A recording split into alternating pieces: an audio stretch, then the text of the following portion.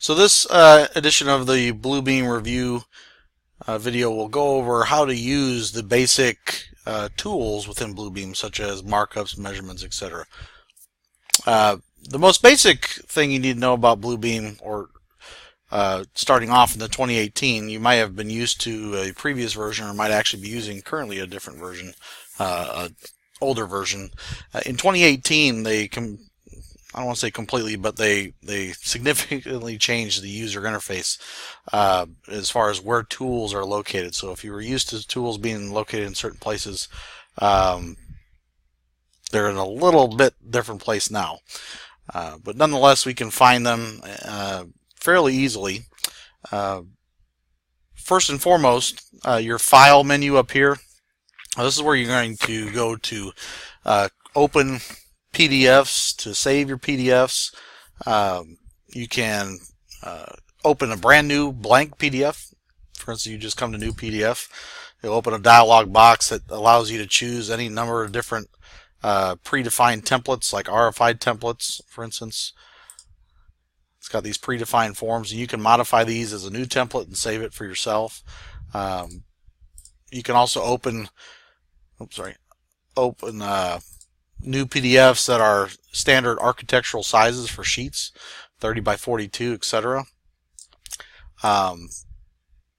You can manually determine the size, and then tell it whether you want it in portrait or landscape. But something that I find actually useful that they provide in here as well, when I'm sketching something out and I want to do it on gridded paper or engineering paper, I can come in here and just get, say, a light blue 1/8 inch grid, hit OK, and I get this nice gridded paper.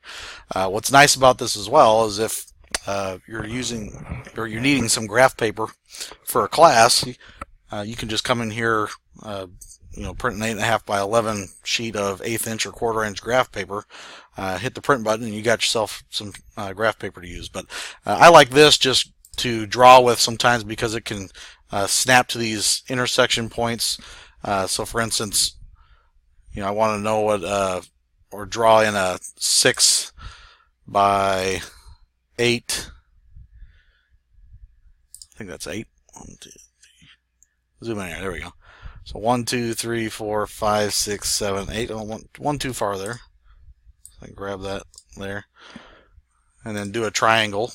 Actually, I meant to do 6. I did 7 there as well. So,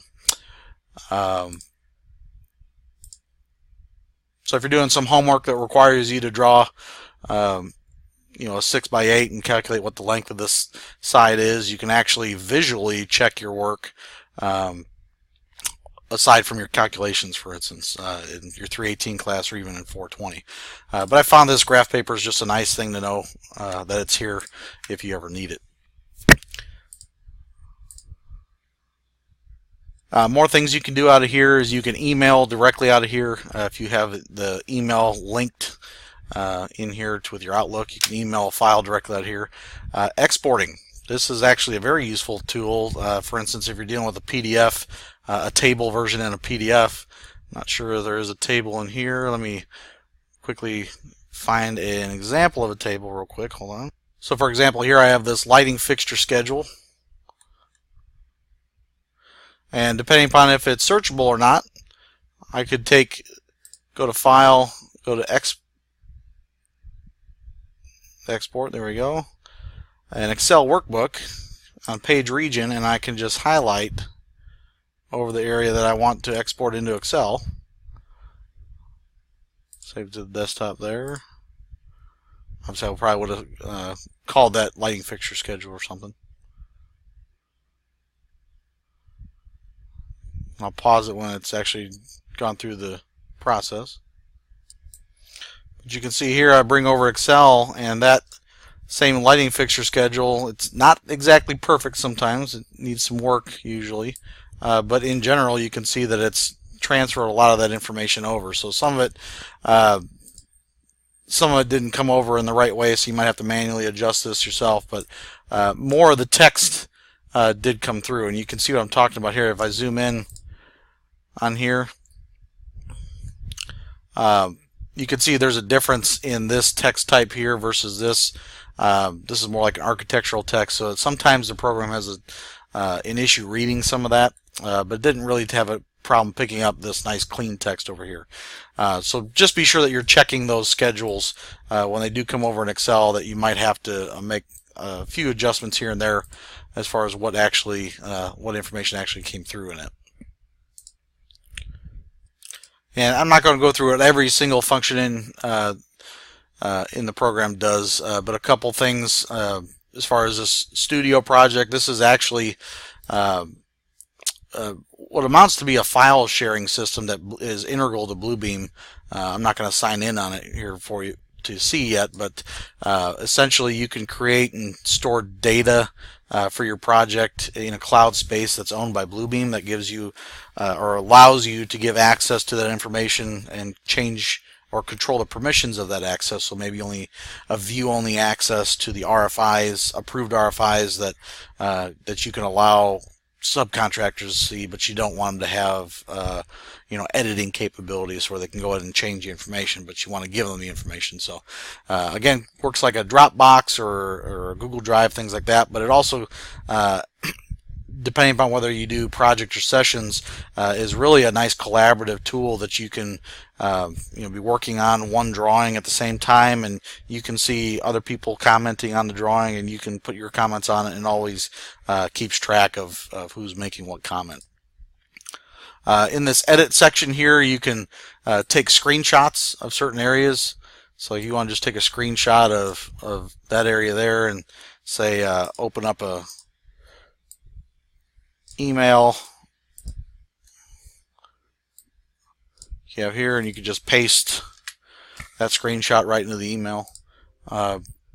Really makes it really quick to get some information into that email. But there's certainly some other things you can do in here, such as if I were to draw lines in here under edit, you can undo that work. I usually just do the keyboard shortcut Control Z to get work undone there. That's just what some of the features you can do in the edit button there. Under view, you can change the view of the page to either be fit page, so you're viewing out the entire width. That's also what full page this button does. If you're viewing, say, specifications, you can view side to side and be able to scroll up and down. Now this isn't a spec, an 8.5 by 11, but if it was, you'd be able to actually scroll page to page. But that's what these views actually do for you. So also some options here in this view, other than just fitting to the page. You can split the page, so you can view multiple documents at the same time. So in this case, I wanted to view this document and this document at the same time. These happen to be on two different levels, so you kind of compare one level to another. Obviously, a little bit of a change from one level here to the other. Also, you can show the actual grid in the background. And you can also snap to that grid when you want to draw lines or arrows. So you see it's snapping to those grid marks there. And you just click on exit out of there to get it back to full screen view. You can show the rulers. There's a ruler up on top. If you don't like seeing that ruler, you can toggle it off. I personally just like keeping it. I'm used to CAD, so I like having this full screen crosshair in there. You'll see when I turn that off, that crosshair is gone, and I can turn it back on. I like it because I can see where I'm at on the ruler, or where I'm at in relationship to something above me or next to me. I can rotate the page clockwise or counterclockwise. So here I rotated clockwise. Again, zoom out so you can see it actually did. And then I can rotate view counterclockwise to bring it back. Under this Documents tab here, you can have your standard modifications you can make, such as page setup.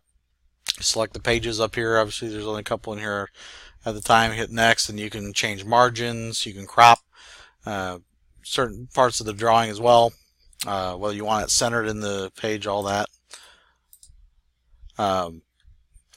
Again, under here you can also rotate the pages just like you saw me do in the view. Under insert, you can have it insert other drawings, like a blank page right after this one. That's what insert blank page would be. Or if you want to insert, say, all the electrical drawings, well, you can insert, go to this sheet here and go to add and say insert after this drawing, find all your electrical drawings. Highlight them, hold down shift, multi-select, hit open. It'll populate them there, and now it will add all those electrical drawings behind that sheet if that's what you wanted to do. And I undid that. Extract pages. This is if you have multiple sheets in here, which I don't. Let me get a document in here that does, so I can show you how that works. So this is a full set here. I could come in here and go to, say, the plumbing drawings. So those are the start with the P. If I want to extract all them as one separate file or as all individual files, I can multi-select them. And either I could go through that document feature here where I can extract, or I can also right-click them after I've selected them and hit extract pages, and then it's going to ask me, do I want to delete them out of this file after extracting them? Do I want to extract them as separate files, so it'll extract each one as its own page? Or if you want to extract them and keep them all as one document, you uncheck that. Open it after you extract it. Keep any hyperlinks you create in there with relative paths.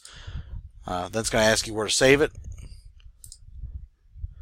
It'll save it, and now you can see here I have this whole new document with all those plumbing plans in it. Again, so it's a nice, quick, easy way to segregate and separate all your documents into their respective domains, like civil, plumbing, mechanical, electrical, architectural, structural, etc. Then next, under documents, you can certainly delete pages, crop pages. You can put individual numbers on these pages. You can create page labels. In this case, the page label is just based on this P 5.1. There's actually a way that you can add more information to that label. That page label feature is also right here. I can create page labels based on page regions. So like if you get a set of drawings, for instance, that's just labeled page 1, 2, 3, 4, 5, so on and so forth, you actually come in here and highlight certain areas. Like this says P5-5.1, and I would do space dash space, do add another area, and I want this to be the second label. You can see it's going to label the sheet P5.1 plumbing risers. Hit OK. I want to apply it to all 36 pages. Hit OK, and it takes a few seconds to run through. Again, I'll come back, pause it now, I'll come back when it's finished. And you can see here that it actually has gone through and labeled each sheet based on the first part of the label being this part of the title block and the second part being this. So again, a really useful tool and feature of Bluebeam, especially if you're dealing with a set of documents that's several hundred pages that you don't want to manually have to go through here and type out P6.1 dash penetration details. One word of caution to this is that usually your different consultants or domain types would have sometimes different title blocks. So your title block here, your index number and sheet number might be slightly different in a different location.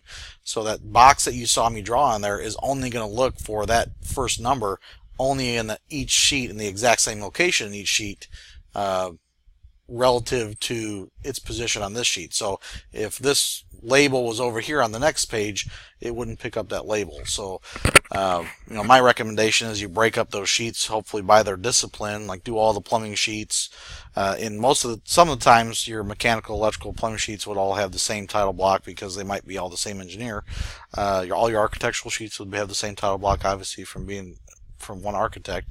But I hope you get an architect that requires each discipline to use the architect's title block and template to to provide a single place for all the names and letters for the sheet, numbers for the sheets, so that way you could do this for all pages in the whole set. But again, don't just do that procedure there and then not check it real quick to make sure that there weren't any mistakes made.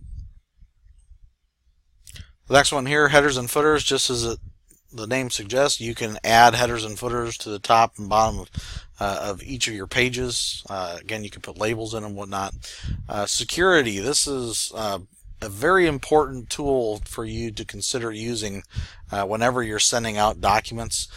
Without security on the document, there's potential that somebody could actually manipulate information on the document. What I mean by that is, if there's no security on the document when you get it, somebody could come in under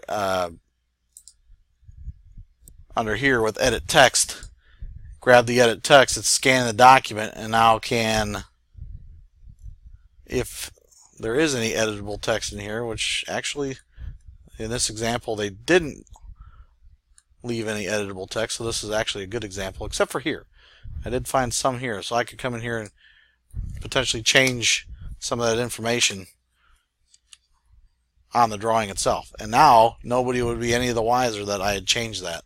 So I'm actually glad that they forgot something. That's actually a really good example of making sure that your document is secured. But if you didn't have that and somebody could do that, you could always come in here, add security to it by changing the permissions, say, requiring password to print, copy, or edit. Doesn't mean you have to have that selected for printing. Like, you can uncheck allow printing, and whoever would receive these documents after you sent them to them could print them if you have that box checked. Now, if you didn't have it checked, you're not going to allow them to print, so they couldn't even print these drawings. They'd have to take screenshots of them and do it in a backdoor kind of way. Unchecking allowing changes. Copying or texting, you can prevent people from copying or texting graphics.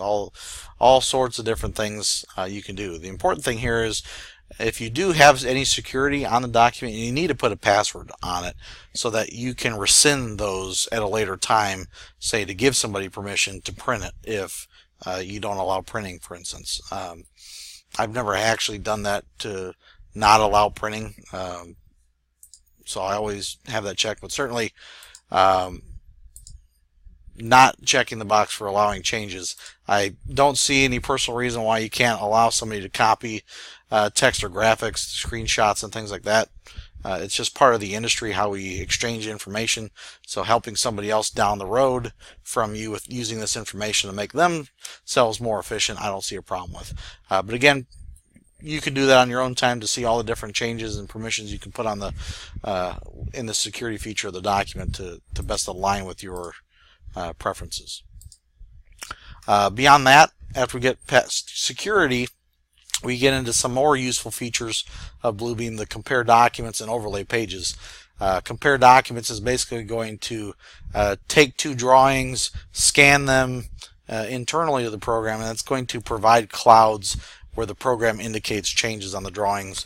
I personally don't use this because I find the overlay pages to be a much more beneficial use, because what this allows you to do is actually turn one drawing, say the older version of the drawing, green, and the newer version of the drawing, red, and when it overlays the drawings, it'll overlay red on green. Wherever they're exactly the same, it'll be black. Wherever it's green is something that has been deleted, and wherever it's red is something that's been added. And I'll show you an example of that here in a second.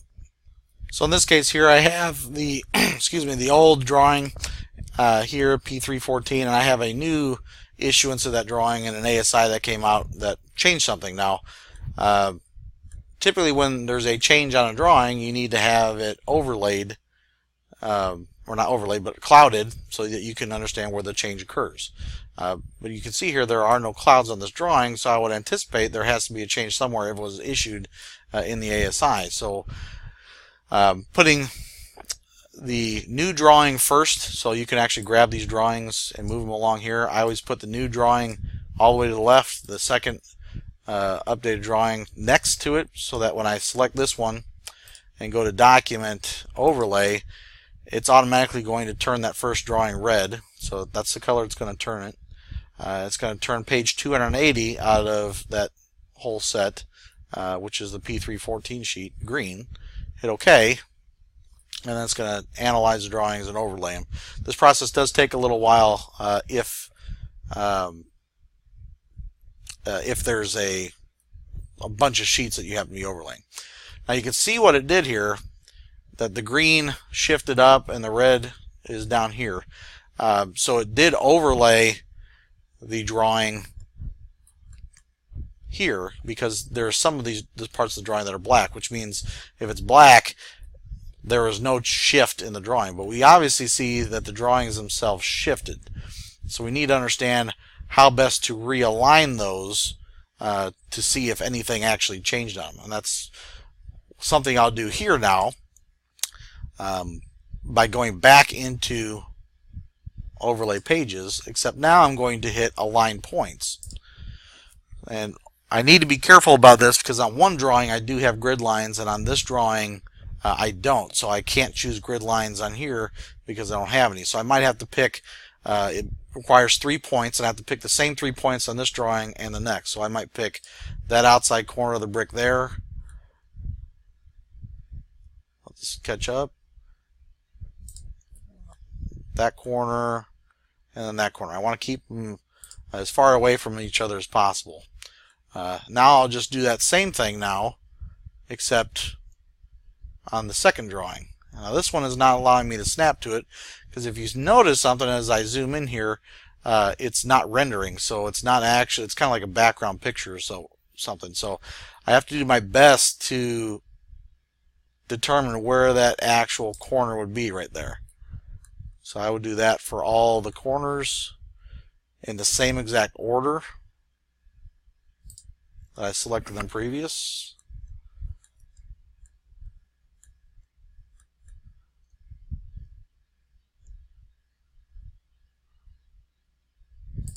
There we go. Hit OK. And now it's going to stretch and skew the drawing to align to those points that I told it to.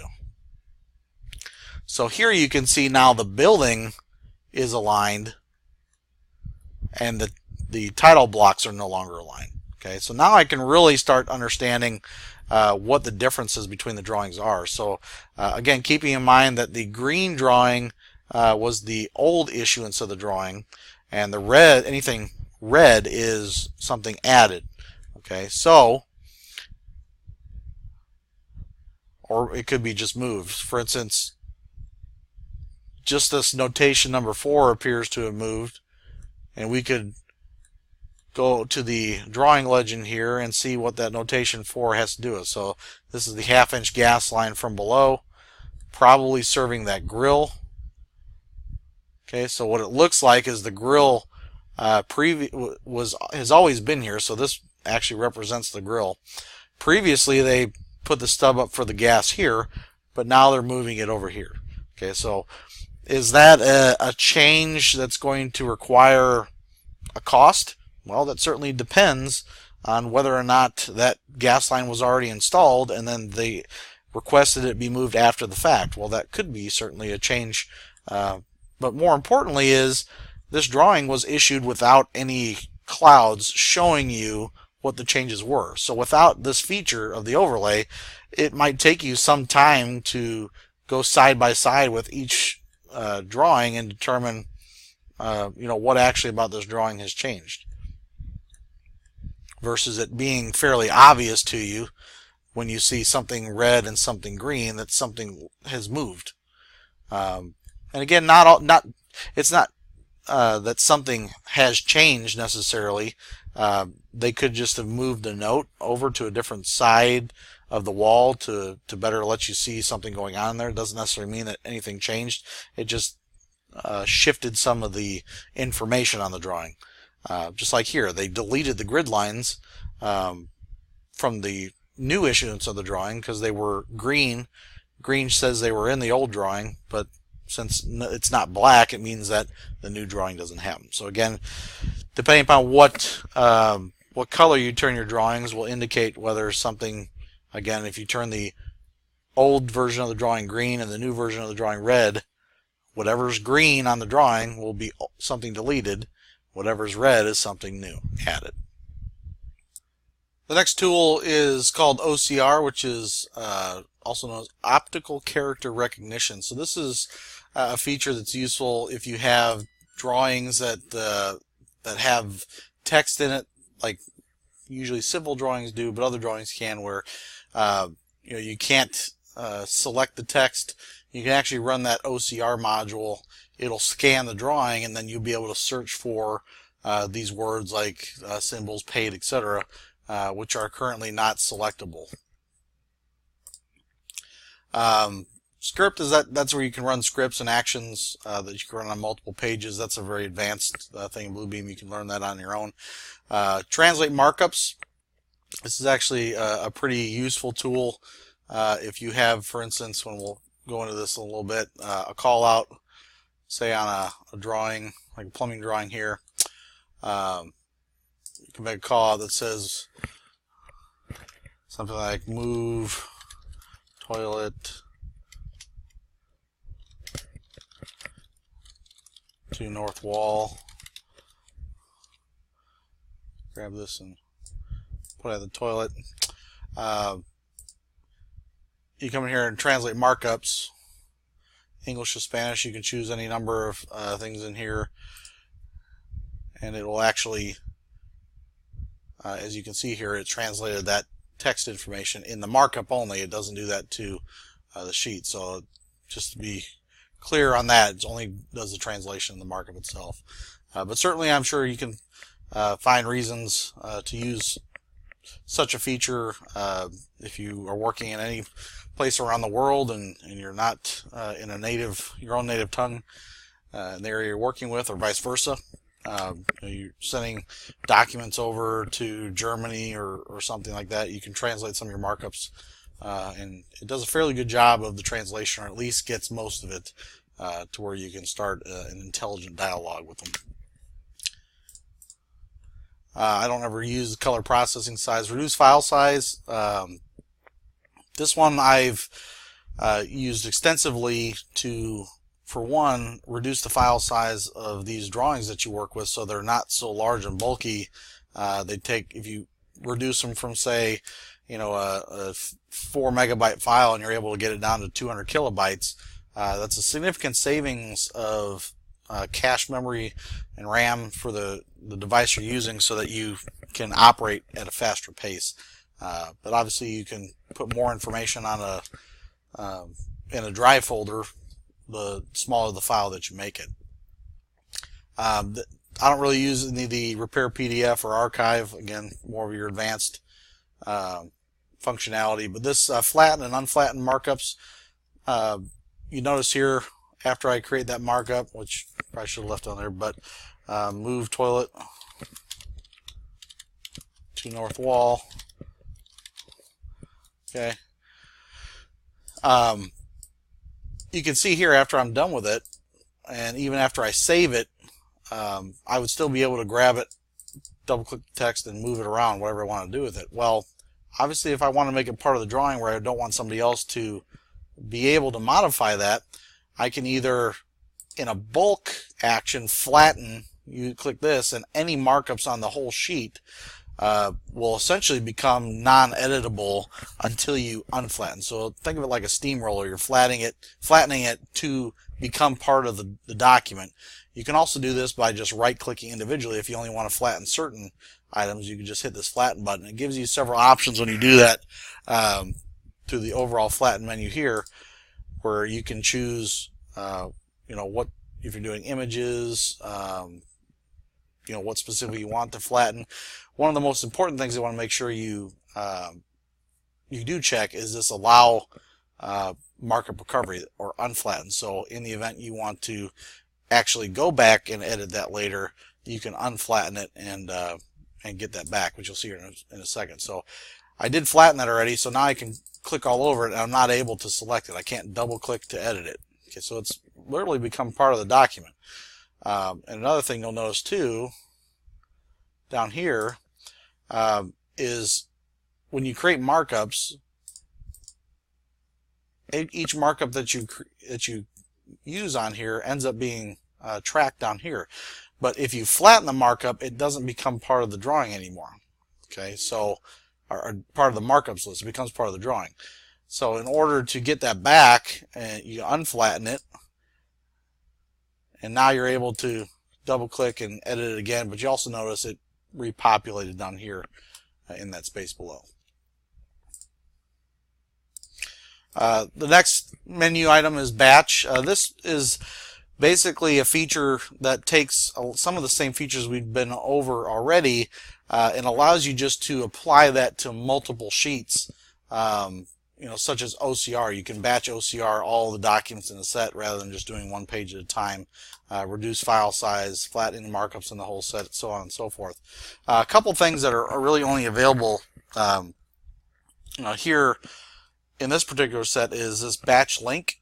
And this is essentially a way to hyperlink a set of documents fairly quickly, as long as you have good searchable features on the drawing and clearly labeled pages, and the page labels match the actual labels on the sheet. You'll see here in a second what I mean by that. So I've got here an architectural sheet index, as well as I have a bunch of individual files saved into a folder.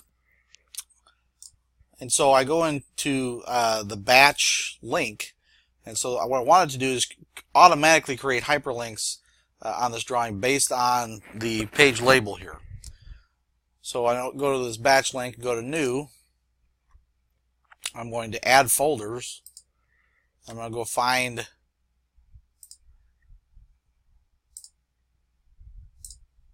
under the example project I'm using, hit next, and then it's going to ask me, well, how do you want to generate your search terms? And I did that based on the page label. If you remember right, I did automatic page labels on there, so I should only need to search for that same page label on all those same sheets. I can change the settings on that.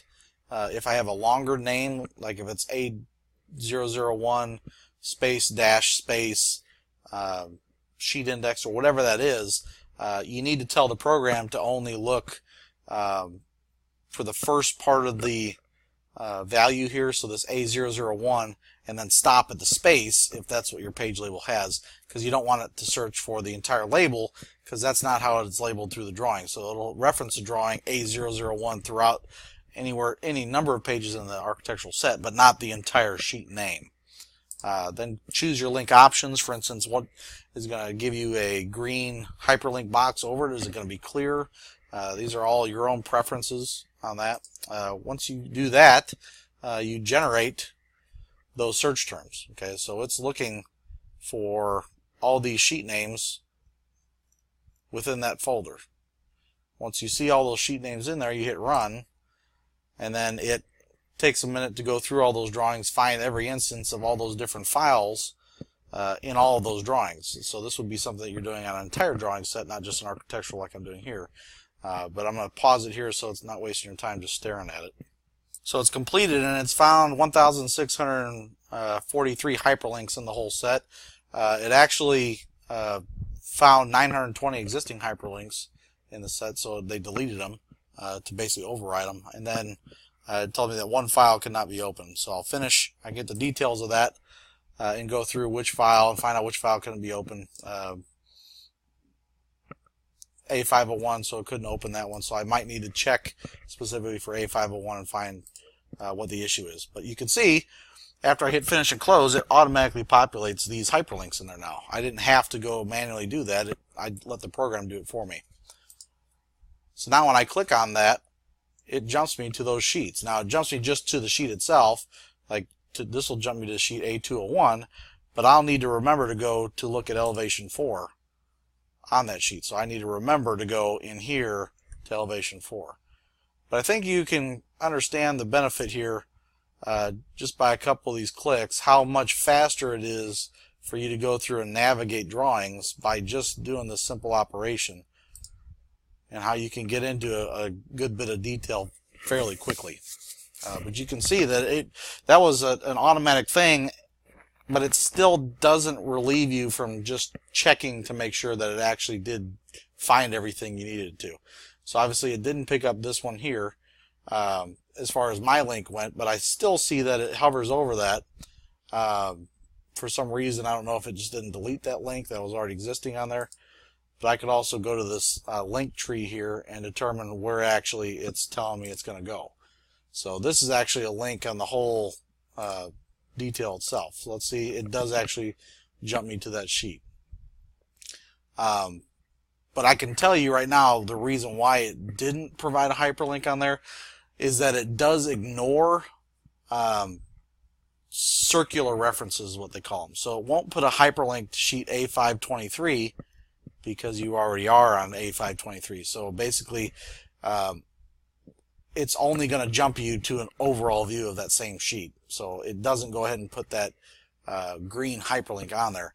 Now you could take it a step further, for instance, and I'll show you this real quick, because you could go to this icon here called Spaces, go to Add Space, and you could start going around your drawing like this, highlighting each space and calling that 1, just it represents detail 1. And going over here and highlighting this, and it automatically labels it 2, so on and so forth. So 3, I won't do them all, I'll stop here at 4. Okay, so I would do that for the whole page. Well, now what I can do is I can edit that particular space here, or the hyperlink, I mean. That's this one here, the 523. I could right click it, edit its action, and tell it to open up a specific space on sheet A523, in this case detail 3. So now when I hover over it, it's not going to jump back to the whole page, it'll zoom into detail 3. So this is what I actually take the extra step to do. I create the the auto links first, which if you did that, you'd still be miles ahead. But I go through the added step of creating spaces over each detail and then specifically linking each and every one of those details. Like this one here, I would link to detail 4 so that I don't have to remember which detail I needed to go to, because it's easy and you get a little punchy sometimes, especially when you're an iPad. You just look at a detail, oh, okay, I need to go to this page, and then you get there, oh, think to yourself, what detail was I supposed to look at? There's 5 of them on here, or there could be 30. And so now you're going back to that sheet. Hopefully it jumps you right back where you're looking, or then you have to, maybe it jumps you back here, and now you got to zoom in and try and find where that detail was that you were trying to look at. Okay, so again, it takes a little extra time to do this added step of doing the space link in there, but I find that it's vastly a usable feature, and it saves, again, everybody on the job site time. Even if it amounts to a few seconds for each detail that you didn't have to zoom into the specific detail, it already did it for you. Multiply that by how many times you're going to click on a detail in a job over the span of that job, and multiply that by the number of people doing that, and multiply that also maybe by the number of subcontractors that you're allowing to use the same file, and that efficiency adds up so drastically and quickly that it by all means would make every bit of the extra effort worthwhile. So the other thing in batch which is that I use a lot is the slip sheet. So this is where I would go in and pick the current files. Like if I get a new addendum, a new ASI, I would go in and pick the current files of that ASI or the previous issuance, and then I go in and pick all the drawings in ASI 11 or 12 or whatever it is, and batch slip sheet. Once I had all those files in there, make sure if you had 16 sheets issued in your ASI that you've picked 16 sheets from the existing set to replace with the new 16 sheets. Once you do that, you just hit the match pages button and it'll find those, and then it will, what we call slip sheet, or replace the old sheet with the new updated sheet. And I'm going to try and find an example for you to see here in a second.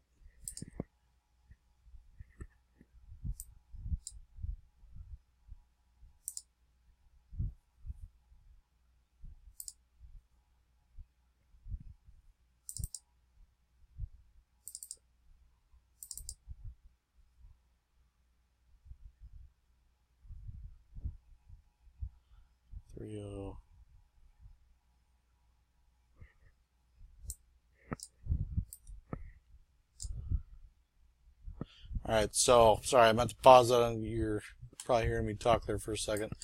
So I found in this example here ASI 12 on this particular set. Let's just say I wanted they just issued sheets E3 .0. Let's find an E where it breaks. So 1, 2, 3, 4, 5, 7, 9, 10,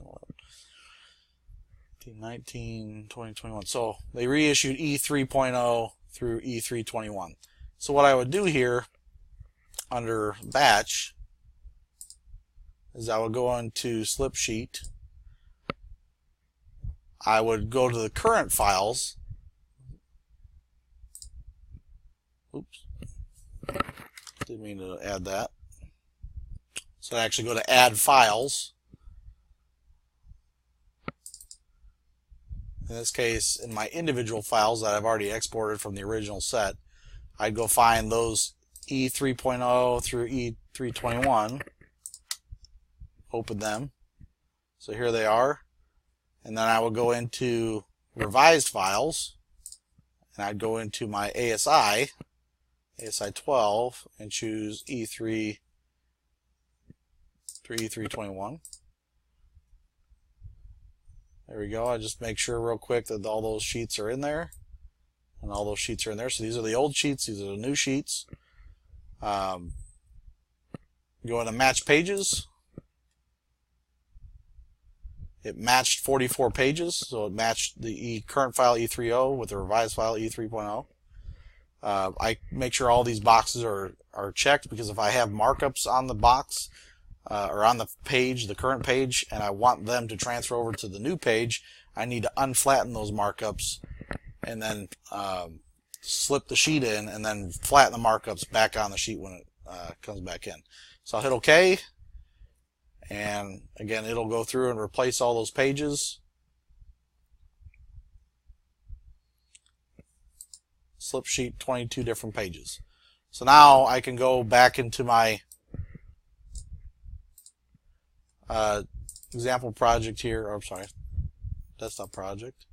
I'll go to my individual files, and just to check to make sure that worked, I'll look at, here's all the dates of the old files, and I can see that right here I've slip sheeted all those new files in.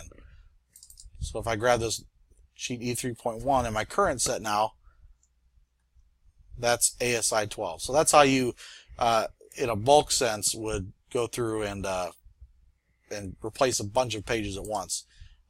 You could also do that individually through replace pages. That does that same function, but it does it more like one at a time.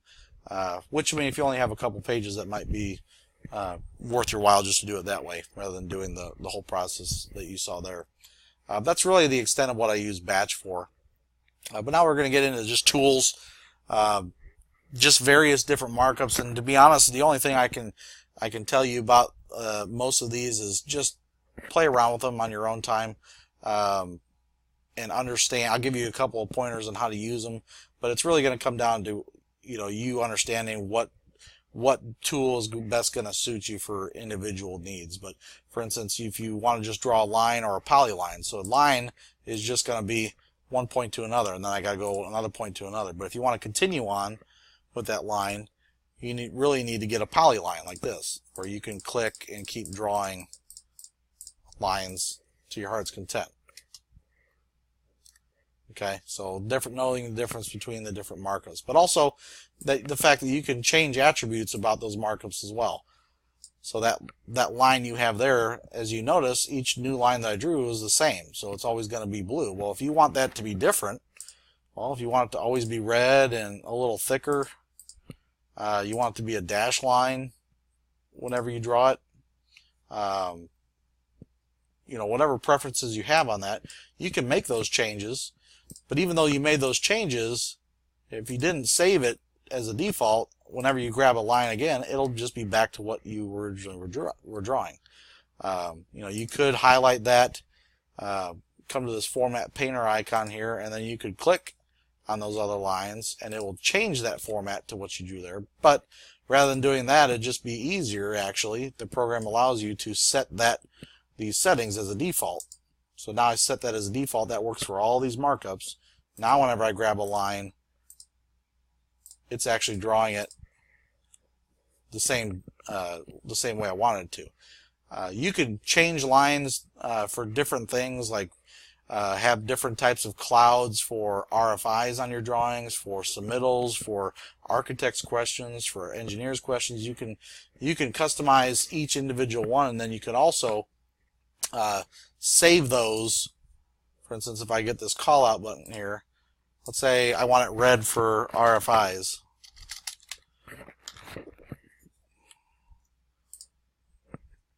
But my RFIs, I want to have no fill behind them. No fill meaning that you can see anything behind them. If you do have fill, at least make it white. See, it covers that up.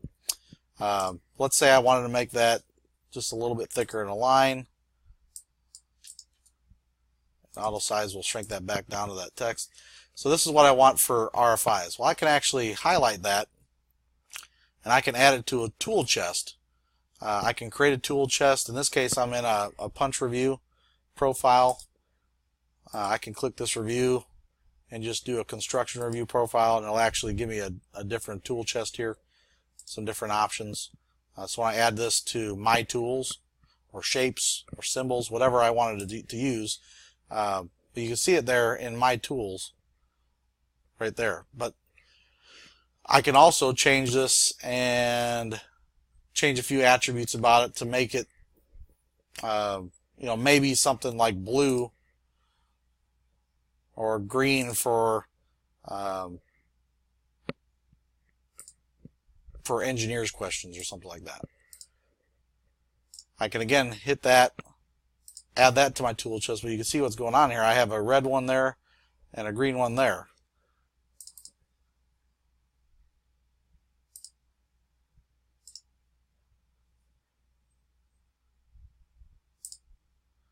Okay, so if I double click them now, anytime I want to draw a red call out, I can just click that, draw a red call out, or I want to draw a green call out, I just click it there. And I can have a bunch of those kind of pre-stored in there, saved the way I want them. But I can also come to this settings menu here, and so when I hover over it, I could actually change that call out to say engineer.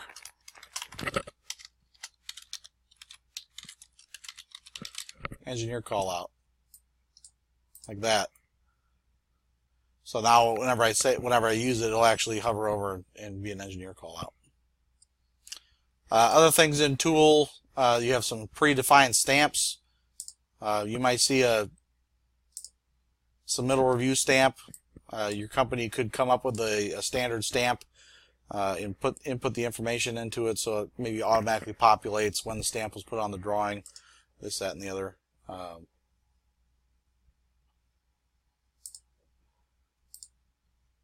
Measure. This is a very useful tool actually in the program. I typically use it for architectural plans. Let me just bring up one. I just had one on there, a dimension plan, so like second floor dimension plan. I know there's some dimensions on here, but if I can actually come in here on my measure side, depending upon what the scale of the drawing is, find the title block, there it is down there. So this is saying it's 1 inch equals 10 feet. Not all that common for an architectural drawing, but nonetheless, 1 inch equals 10 feet.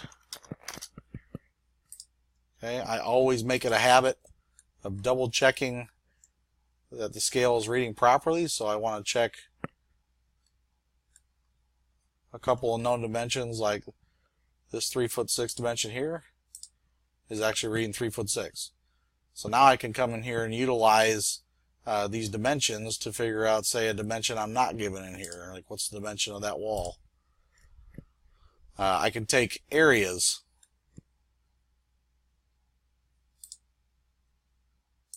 So just trace around this room, not being too exact here, and I can just hit the C button to close it, and it's 702.7 square feet, but I can see that I wasn't exactly where I needed to be there, so I could shift it over, and now it's 703.3 square feet. So it updates automatically. But you can play with all these different things you can do, like a polyline. That's just like a polyline measurement. It's just the same as a polyline. You can do a continuation of a measurement as an example for like a fence. But it gives you individual measurements for each segment, but then an overall measurement here of 55 feet 5.5 inches. Again, I could spend all day just giving you every example of things you can do with the measurements. Just, again, get in there and try it out for yourself. See what kind of things you can do with volume calculations, where similar to this area calculation, when you tell it it's 4 inches thick, and then it can spit out the cubic footage or the cubic yardage in there. So those of you who do concrete estimating can certainly understand the value of that. Sketch to scale, this is actually a way for you, and I would do this on the graph paper just to help you, but you can actually tell it to draw certain lengths. To be honest, use other programs to do my drawing, like SketchUp, because I can get better value out of a three-dimensional model than I can out of a two-dimensional sketch like that. Forms, this is something where you can create checkboxes and radio buttons. If you're doing a completion list, for instance, and you can create boxes for completion saying yes or no, whether it's completed or not. You can create those forms for yourself here and give yourself the ability to check those. And then just signatures, that's just you can apply a digital signature to a drawing. Windows. This is whether or not you want to open like a web tab. If you want to search the internet, it'll open up a web tab here where you can actually search the internet. I don't use it because I just usually have multiple screens and have a browser open if I need it. But you can customize panels, add different toolbars that you want to use, this, that, and the other. So again, what I'm doing here for you right now is more just the basic functions of Bluebeam. And I'll tell you right now, the way I learned Bluebeam was just by trial and error. I didn't have anybody teaching me what each button did. I just tried it out. Over the course of several years, I've just understood what everything was in the program. But you do have some resources available to you to help you become more efficient at it. Under this help menu here, you have some training resources available to you. There's a help menu, a fairly intuitive help menu, but I think these training videos is about the best way for you to learn the ins and outs of the program. And even if you haven't used something for a while, even if you think you're good at it, like going to markup tools. Markup tools will give you several different videos in there about how you do tool chest, format painter, customizing markups. So certainly, again, take time to go through and watch videos on things that you want to learn more about. I did a couple of videos previously on doing punch lists and other hyperlinking, but these videos do a good job of going over that information a little more in depth than what I have done here. So again, if you have any more questions, or even you've used Bluebeam before for a number of years and have seen some things on here that you want to know more information about, don't hesitate to contact me. But again, I don't think it's going to be a good use of this class to just teach you Bluebeam for the whole semester. I've given you, I think, a pretty good idea of what the program can do. Never really even got into the estimating side of it, but it does have, which I'll show you real quick under this review, different profiles for, say, doing takeoffs, where it gives you just some different options here, like you're taking off drywall and framing, where you can take off different types. You can create wall types in here and take off lineal footages or area footages, depending upon what type of material that you have me working with. Like concrete here, you can change some of these parameters and be a 6-inch pour or whatnot. So again, look at those training videos. They can certainly help you customize and learn a little more information than I was able to go through in this video today.